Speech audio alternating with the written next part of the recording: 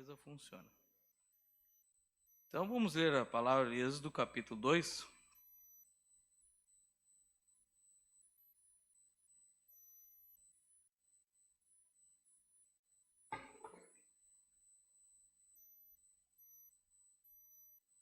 E foi-se um varão da casa de Levi, e casou com uma filha de Levi.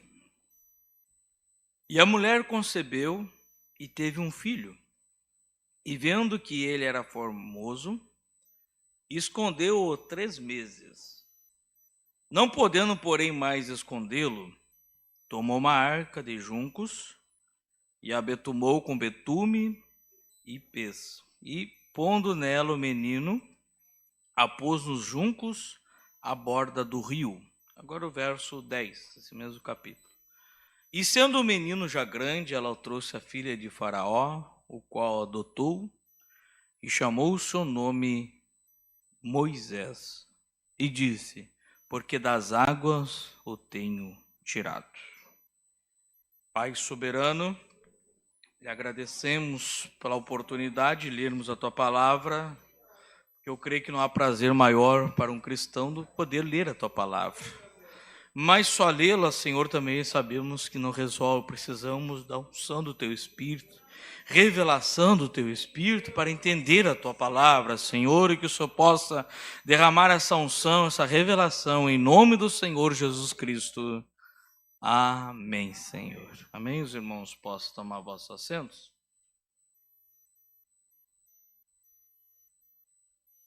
Não sei, algo tocou no meu coração para falar sobre o nascimento de Moisés. Procurar não ser muito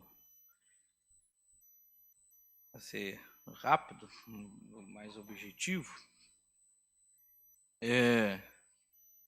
O Moisés nasceu no momento mais difícil de Israel, no Egito.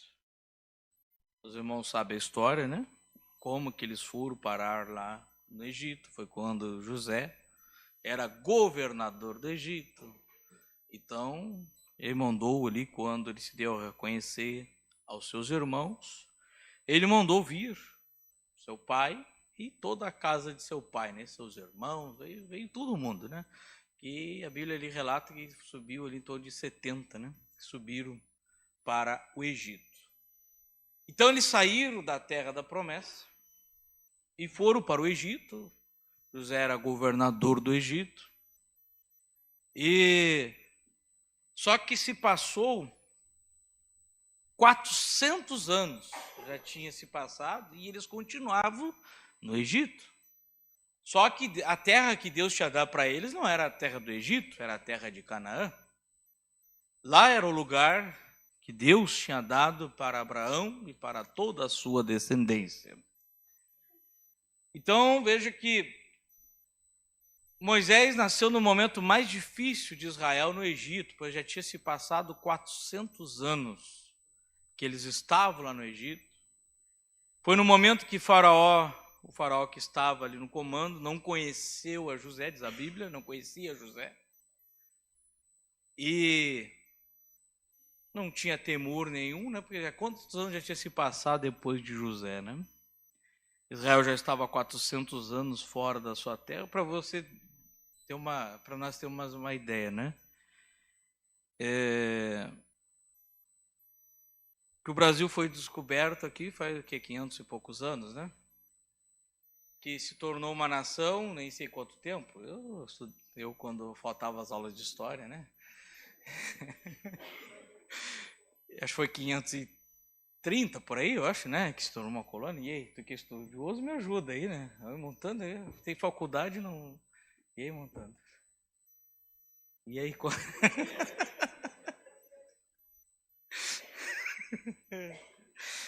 mas para ver, mas para os irmãos ter uma base, né? 400 anos que ele estava ali no Egito, quase o tempo, né, que o Brasil se tornou uma nação. O Brasil talvez quase 500 anos que é uma nação. Não sei se foi 1530, 1500 foi descoberto, mas como se tornou uma nação independente, foi depois.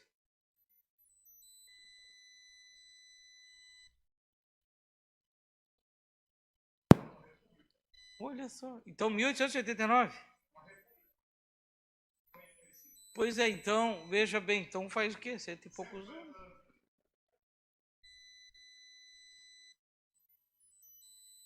Sim, a gente sabia, mas os índios. Bom, mas não vamos voltar para trás, senão nós vamos se perder aqui, né? Mas para ver como se tornou uma nação mesmo, dependente, faz 100 e poucos anos. E Israel estava 400 anos já. Então, para ver como ele aumentou, né? Foi 70 pessoas, desembarcou aqui, né? Foi Pedro dos Cabral e a comitiva, que não sei quantos eram, mas não eram muitos, né? E olha o tamanho que está o Brasil, né? Em 500 anos, depois que Pedro Álvares Cabral desceu aqui, embora que tinha os índios aqui, né? Mas, vai ver, olha o tamanho que se tornou a nação, né? Como aumentou, né? Agora você imagina Israel já há 400 anos, então isso só para os irmãos fazer um quadro aqui para os irmãos entenderem. Porque nós falam 400 anos e parece que é uma coisa que não é muito, mas na verdade é muito. Se o Brasil, olha o tamanho que ficou o Brasil em 500 anos, né? Em 524 anos. Olha o tamanho que se tornou a nação. E o povo de Israel, por 400 anos ali no Egito, também se multiplicou. Cresceu muito. Eram 70, né? 70 e poucos, a comitiva que veio ali com Jacó, quando José mandou chamar. Mas imagina, começou com 70 e poucos ali, e foram se multiplicando. Era gente que não tinha fim, né, de olhar, né? A ponto que Faraó, ele diz aqui em Êxodo capítulo 1, verso 10, e usemos sabiamente para com eles, para que não se multiplique e aconteça que, vindo guerra, ele também se ajunte com os nossos inimigos e peleje contra nós e suba da terra, porque era muita gente. Era um grande povo, né? Então, veja aí, Faraó, então vamos ser sábios. Nós vamos ter que ser sábios, porque esse povo está forte. Esse povo está poderoso. E vamos usemos sabiamente para com eles, para que não se multiplique e aconteça que vindo a guerra ele também se ajunte, né? E puseram sobre eles maiorais de tributos para os afligirem com suas cargas. Foi a forma de Faraó, né, tentar reprimir aquele povo. E a forma que os governos fazem até hoje, né? Reprimir o povo com impostos e tributos e coisas. Em vez disso, puseram sobre eles maiorais de tributos para os afligirem, mas com suas cargas, dar serviço para eles. É o que Satanás tem feito hoje, né? De primeiro, vamos conversar aqui um pouco, né? Bem aberta a reunião. De poucos anos atrás, não existia nem máquina de lavar roupa, né? Isso, algumas irmãs aqui devem ter pegado esse tempo. Não tinha nem máquina para lavar roupa, não tinha eletrodoméstico mesmo, não existia. Era fazer tudo braçalmente, né? Pois é, isso muitos irmãos aqui talvez até passaram por isso, né? E veja, e o tempo sobrava. E hoje temos um maquinário para tudo e veja se sobra tempo. Não sobra o tempo, o dia amanhece e passa, como diz aquele, o dia amanhece e passa depressa demais. E veja, o ano um pouco iniciou, já temos em setembro. E daqui a dia até o final do ano, né? Então, para ver, isso, Satanás vai apertando, né? E não se tem tempo para nada. E veja que isso que aconteceu ali, né? E puseram sobre maiorais de tributo para os afligir com suas cargas. Porque edificava Faraó cidades de tesouros. Porque tudo que nosso trabalho, tudo que você ganha, se você for olhar a porcentagem que vai de tributo para os governos, né? Na verdade, eu ganho tanto. Na verdade, tu não ganha tanto nada. 50%, 60% fica de impostos. Um leite que você compra é imposto, um sal que você compra é imposto, imposto embutido ali, né? Tudo é imposto. Para nós estarmos aqui nesta noite, pagamos imposto para estar aqui, porque o veículo que ele trouxe teve combustível, tudo é imposto. A água que você bebe, a luz, tudo tem imposto, né? Então veja que é isso que acontece, porque edificava a Faraó cidade de tesouros. Pitom e Ramassés. Mas quanto mais o afligiam, tanto mais se multiplicava. O Faraó não conseguia controlar, né? Perdeu o controle. Quanto mais o afligiam, tanto mais se multiplicava e tanto mais cresciam, de maneira que se enfadavam por causa dos filhos de Israel, porque era muita gente. E os egípcios faziam servir os filhos de Israel com dureza. Você pensa que o inimigo tem pena de nós? Ele não tem pena. E às vezes nós temos pena dele, né? Acariciamos muito ele. Está na hora de nós endurecer também com o inimigo, né? Porque o inimigo ele não tem pena de nós. O inimigo ele não tem pena de você. Se ele puder te destruir, ele te destrói. Mas está na hora de nós tomar posição e pisar por cima dele também. Aleluias. Às vezes nós ficamos coitadinho. Não tem coitadinho não para ele, né? Porque ele não tem pena de você, ele não tem pena de nós. Ele não tem pena dos seus filhos, ele não tem pena da sua família. E às vezes nós ficamos acariciando ele, né? Mas não temos que ter pena dele, não. É como disse Jesus, para trás de mim, Satanás. Não podemos dar corda para ele, não, né? E veja os egípcios faziam servir os filhos de Israel com dureza. Essa escritura, estou olhando aqui, mas não estava no embolso aqui para nós ler, mas vamos lá. Então foi nesse momento que Moisés nasceu. Foi quando ele estava ali já escravizado, já estava 400 anos no Egito. Israel já não tinha liberdade de criar seus filhos mais. A ordem do faraó era que matar primeiro, ele mandou as parteiras, né? Quando disse que era menino, matar. Mas elas estavam poupando. Então ele mandou seus soldados mesmo arrancar, se nascesse, se era menino, mandava arrancar ali, ó, aquele menino da mão das mães e jogavam para os crocodilos. Veja que eles não tinham pena, o inimigo não tem pena, irmãos.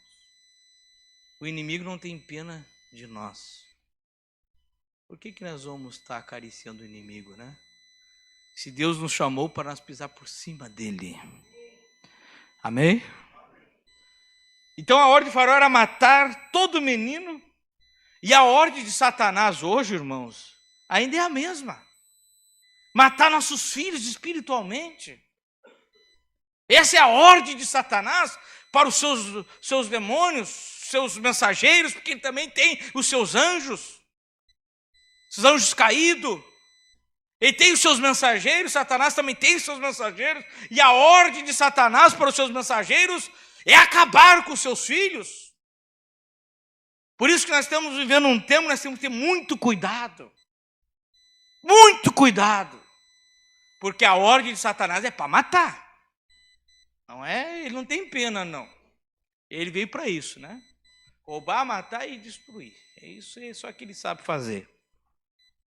Mas Deus veio para nos amar. Amém?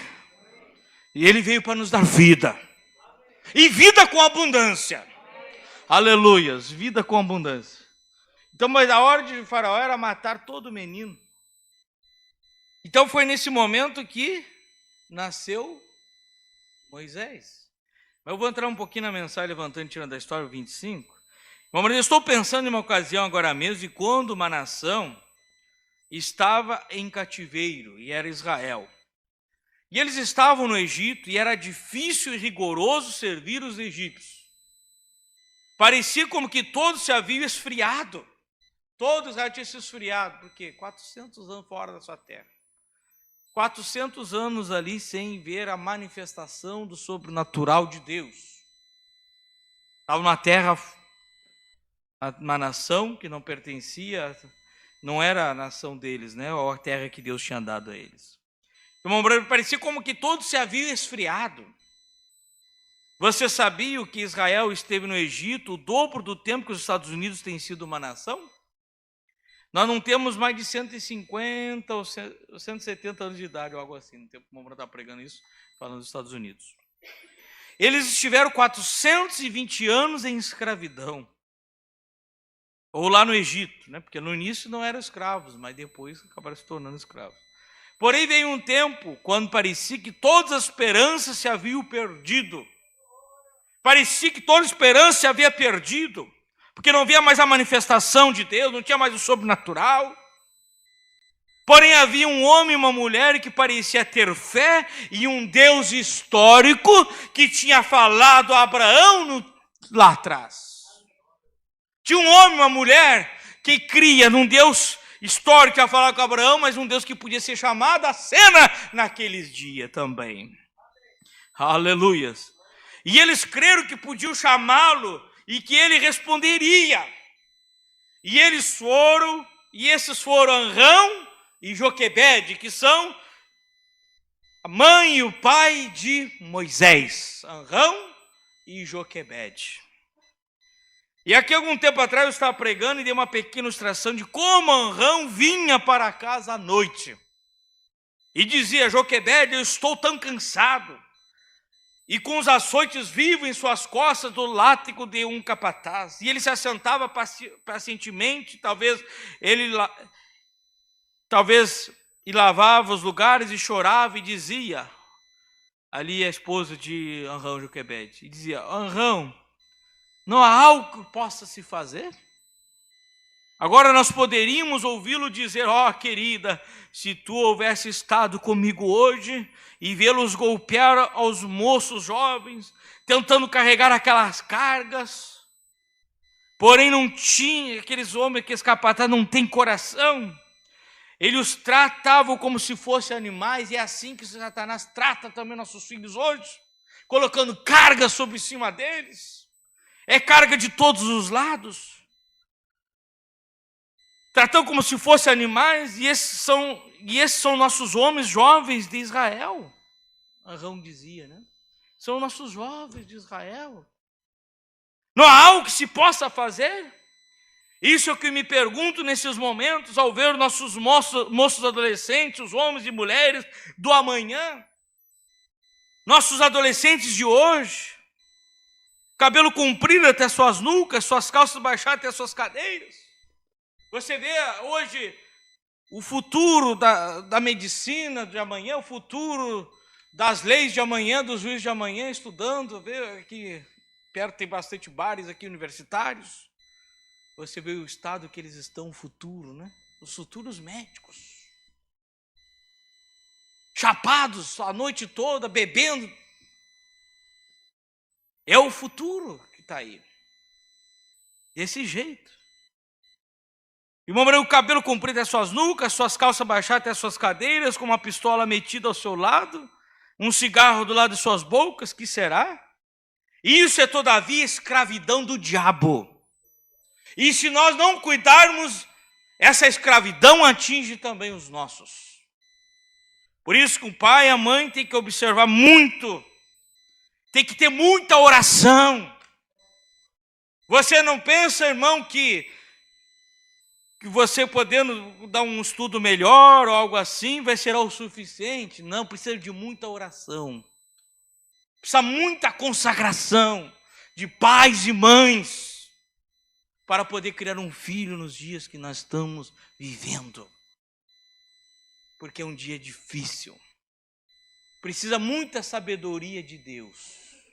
Porque não é com legalismo, não é com liberalismo que você vai manter eles, mas sim com direção do Espírito Santo, com a direção de Deus, com muito equilíbrio, porque se não tiver sabedoria, porque também o legalismo também não vai resolver nada, né? Porque quanto mais você aperta, quando vem escapa pelos dedos. Mas se afrouxar também a coisa é complicada. Mas nós temos um Deus, irmãos, que nos dirige em todos os momentos, todos os dias de nossas vidas. E está na hora de clamar a esse Deus, como Anrão e Joquebede clamavam. Aleluias. O irmão Brando disse: isso é escravidão do diabo que está acontecendo, né? Então nós temos que ter essa sabedoria. Não há algo que se possa fazer? E Anrão, talvez um dos únicos da nação que subia alguns pequenos degraus. Ele não estava conformado com o que estava acontecendo. vendo Satanás escravizando seus jovens, vendo Satanás escravizando suas crianças, vendo Satanás escravizando o povo que era chamado povo de Deus, sendo escravos. Irmão, quem nós somos, irmão? Nós temos que entender quem nós somos. Nós somos filhos e filhas de Deus. Nós não somos qualquer um, não.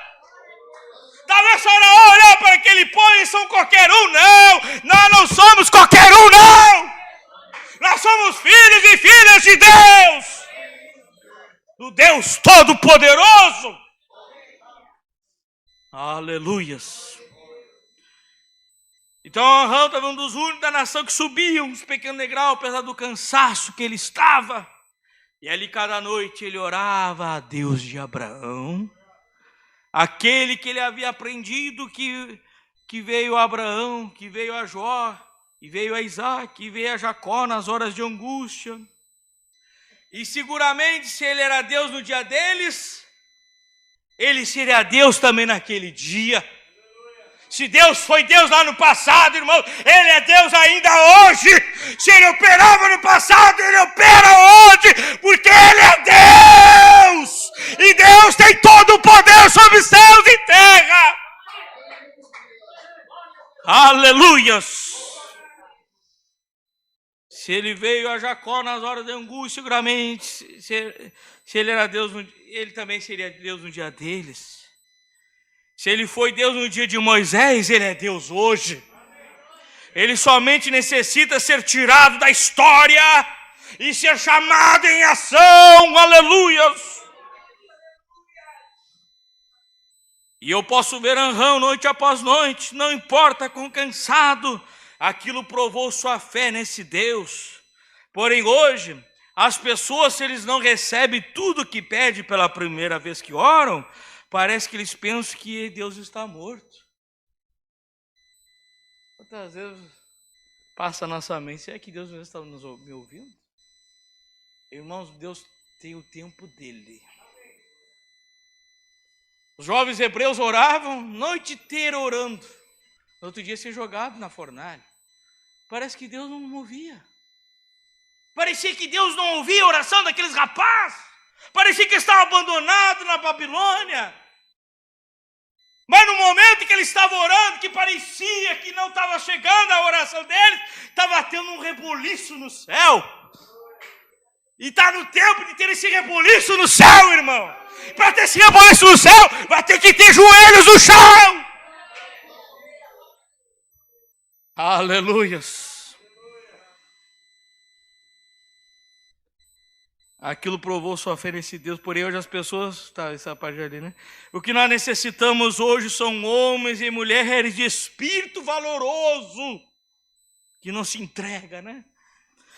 Homens e mulheres de espírito valoroso, por mais dificuldade que tenha. Olha Jó, irmãos.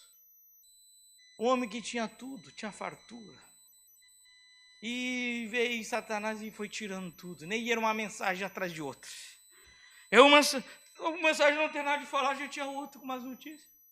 Talvez Jó se apavorava em mais outra. Porque não chegava uma notícia boa nunca. Cada um que chegava era pior. Parecia cada vez pior. Mas Jó se entregou? Não. Jó estava oferecendo sacrifício a Deus. Ficou enfermo, mas Jó estava lá sempre oferecendo sacrifício para Deus. Os seus filhos estavam em festinha, Jó oferecendo sacrifício para Deus. Os filhos de Jó em noitadas, mas Jó oferecendo sacrifício a Deus. E uma mulher de Deus precisa de homens e mulheres valorosos, que não se entregam, que lutam pela sua família, lute pelos seus filhos. Irmão, se você não lutar, quem vai lutar? Se você não lutar, se você não se esforçar, o inimigo está para destruir eles mesmos. Mas nós temos que nos esforçarmos. Aleluias. Irmão, nós necessitamos hoje, são homens e mulheres de espírito valorosos. Homens e mulheres que estão determinados a esperar em Deus. Até que eles vejam um Deus que realmente vive entrar em ação. Oh, irmão, porque quando esse Deus entra em ação, ele muda coisas, olha, de uma forma que ninguém imagina. Quando Deus entra em ação, aquele filho da Marrete Musa, ele criticando, eram uns revoltados, criticando, Mombrana falando ali do sobrenatural, e eles debochando, rindo na cara do profeta. Mas quando Deus entrou em ação ali, ó, coisa mudou.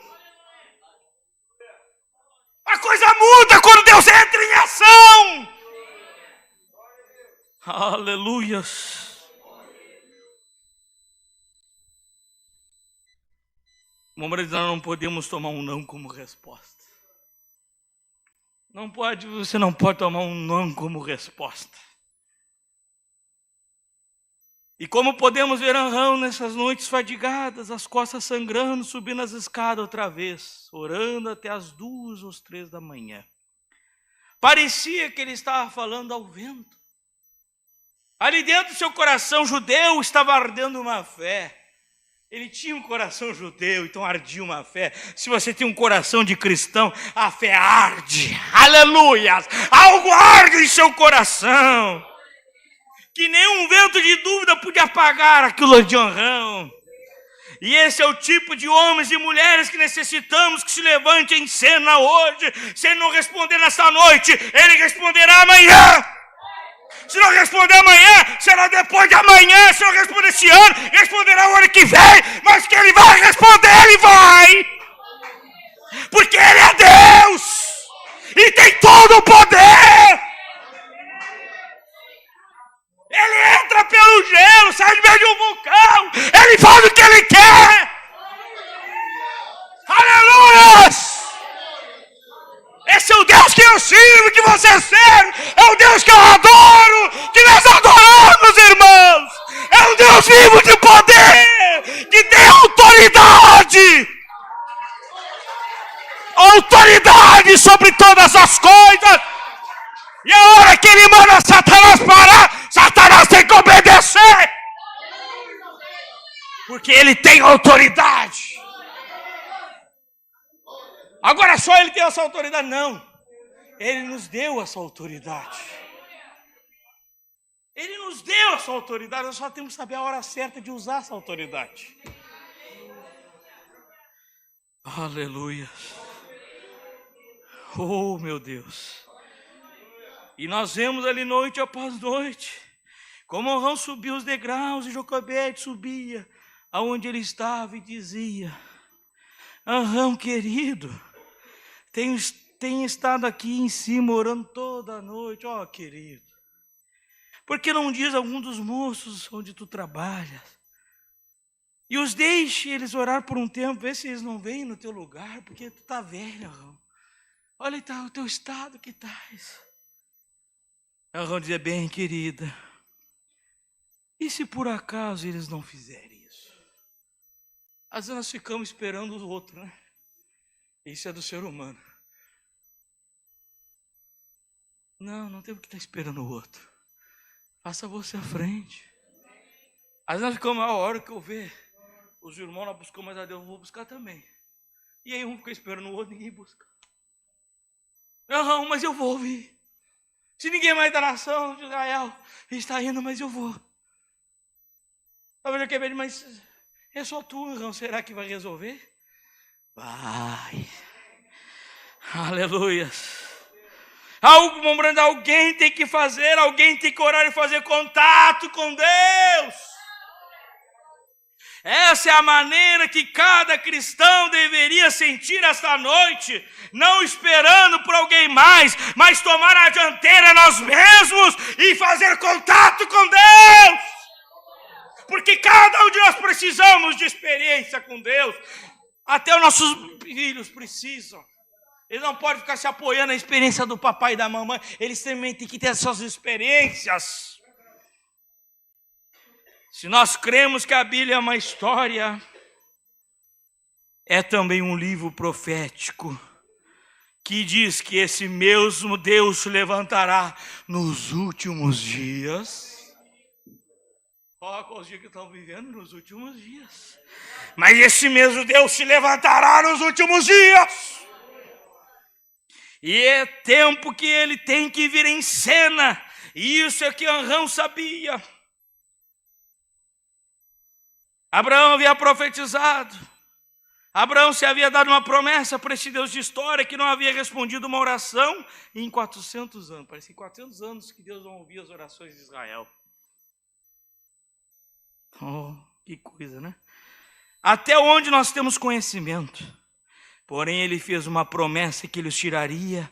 E igualmente temos tido um Deus silencioso por muito tempo. Porém, a hora tem chegado quando ele irá levantar-se em cena. E uma noite, quando Arão havia orado, talvez por muitos anos, seu cabelo agora estava grisalho, não havia libertação, mas que estava se tornando pior. Uma noite, ele chegou ao miolo do assunto. Tem a hora que você chega ao miolo do assunto.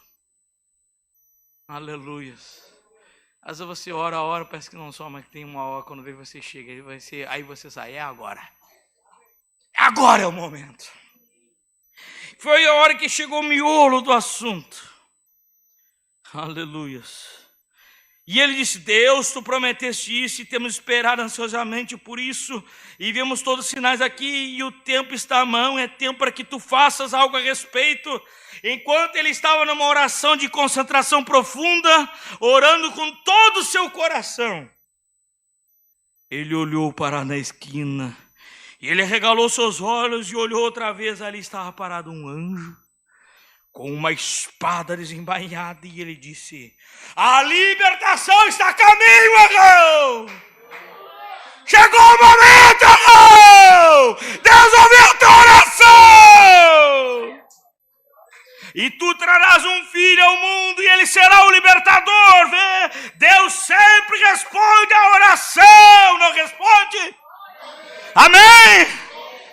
Aleluia! Ele sempre responde a oração. Se esperamos. Se esperamos. Parecia que todo aquele esforço não estava servindo de nada. Mas estava servindo. Estava servindo. Quando vê, ele olhou aqui o anjo com a espada desembaiada. Aleluia. E disse aí: tu trarás um filho ao mundo e ele será o libertador. Então Moisés nasceu debaixo de muita oração. Nasceu debaixo de muita oração. Mas parecia que esse Deus, mas que Deus estranho esse. Logo agora que Faraó decretou que todos os meninos é para ser mortos, ele manda o libertador. Que o libertador vai nascer? Irmão, Deus faz coisa para confundir mesmo. Até os sábios e entendidos eles são confundidos. Mas ao simples ele dá a revelação. Aleluias. Moisés nasceu debaixo de muita oração. E bem no tempo que Faraó tinha lançado o decreto, né? Mas o que aquela mãe fez? Desanimou? Agora que vai falar em libertador? Agora que eu vou ganhar o libertador? Mas agora como? Eu vou querer ser filho como? Irmão, o que Deus faz perfeito. Deus faz perfeito. Se ele deu aquele filho naquele tempo, que era naquele tempo. Se é nesse tempo que Deus lhe deu um filho para você criar, é nesse tempo. Busque sabedoria de Deus, porque é nesse tempo que você tem que criar. E aí? O que aquela mãe fez? A primeira coisa que ela foi fazer é esconder. Eu vou tentar esconder o que eu puder. E ali ela escondeu por 3 meses. Conseguiu esconder. Como é que ela conseguiu esconder um filho por 3 meses? Se tinha ali comandantes tinha soldados de Faraó por todos os lugares. Mas ela conseguiu. Escondeu por 3 meses. Quando chegou um ponto, porque como é que ela ia criar um filho escondido? Não teria como. Quando chegou o tempo que não dava mais para esconder, outras quantas noites ela não orou. Senhor, o que eu faço? Esse filho nasceu sobre uma promessa. Esse filho nasceu sobre uma promessa, o Senhor tem que me dar sabedoria agora. O Senhor tem que me ajudar. Me dê inspiração no que eu faço. E ali Deus deu inspiração para aquela mãe. Fazer uma arquinha. Fazer uma arquinha. E lá foi aquela mãe fazer aquela arquinha. Para colocar seu filho. Irmãos, será que foi por acaso que ela sabia o betume de botar naquela arca? Não, foi direção de Deus. Deus dá a direção certa na hora certa. Mas veja, Deus, ela fez o que pôde. Quando não deu mais para fazer, aí é onde entra Deus, irmãos. Aí você diz, eu já fiz de tudo. O que eu podia fazer, eu fiz. Então, agora descansa, porque agora está na hora de Deus tomar o controle. Quanto estava para você fazer, Deus permitiu você fazer. Deus permitiu o Joquebede, então tá. Tu consegue cuidar ele por 3 meses, esconder por 3 meses, então cuida, esconde por 3 meses. Mas agora tu não pode mais, agora é comigo. A partir do momento que você não pode mais, aí Deus entra em cena. Aí ele entra em cena, tirar a pedra, Marta e Maria podiam, mas ressuscitar lá, chamar lá para fora, elas não podiam. Mas as pedras podiam.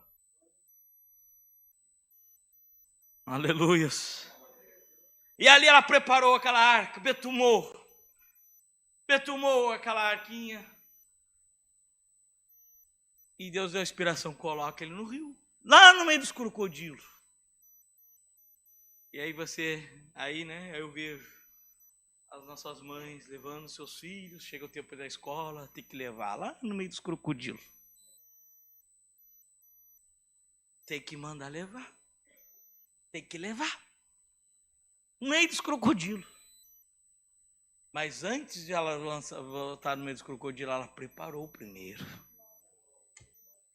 Por isso, irmão, vale cada momento, cada esforço de uma mãe, de um pai por um filho. Quando você está preparando eles, vale a pena o esforço. Mas era dirigida por Deus. Colocou ali, chamou a irmãzinha mais velha de Moisés, Miriam. Fica cuidando de ver o que vai acontecer. Aquela mãe tinha tanta certeza que nenhum crocodilo ia comer o filho dela. Se ela não tivesse essa certeza, eu acho que ela ia chamar ali a Miriam, que talvez tinha uns 8, 9 anos, para ver um crocodilo matar o seu próprio irmãozinho. Ela tinha certeza que Deus ia fazer algo. Vai acompanhando. Vai pelos juncos e vai vendo aonde é que essa arquinha vai ir, o que vai acontecer com o seu irmãozinho. Ela tinha certeza que nenhum crocodilo ia tocar naquele bebê. Se ela não tivesse essa certeza, ela jamais ia pedir. Ela ia até fazer escondido para os irmãozinhos de Moisés não ver. Não, chamou Miriam, fica aí de olho. Colocou no rio e lá Miriam seguiu. Até que a arquinha foi parar lá onde a filha de Faraó estava se banhando. Né? Os irmãos sabem a história. Aleluia. Aquela mulher ali viu aquele choro. Parece um choro de criança. Mas de onde vem isso? Vem da onde? Da cesta que Joquebede tinha preparado. A Umbrana chega a falar na mensagem, leite numa sombra. E quem é sentado em cima daquela arquinha? Aleluias! Os anjos do Senhor é sentado ali, Miguel é sentado. E os crocodilos chegavam ali, tinha um anjo do Senhor.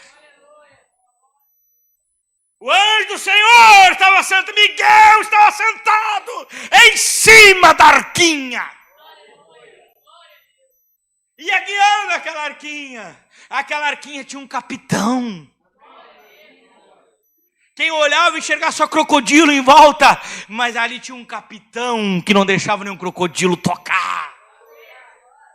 E foi guiando e guiou até onde estava a filha de Faraó. Abriu a cestinha, aquele lindo menino. Ela não podia ter filho. E ela pegou, e eu vou criar com meu filho.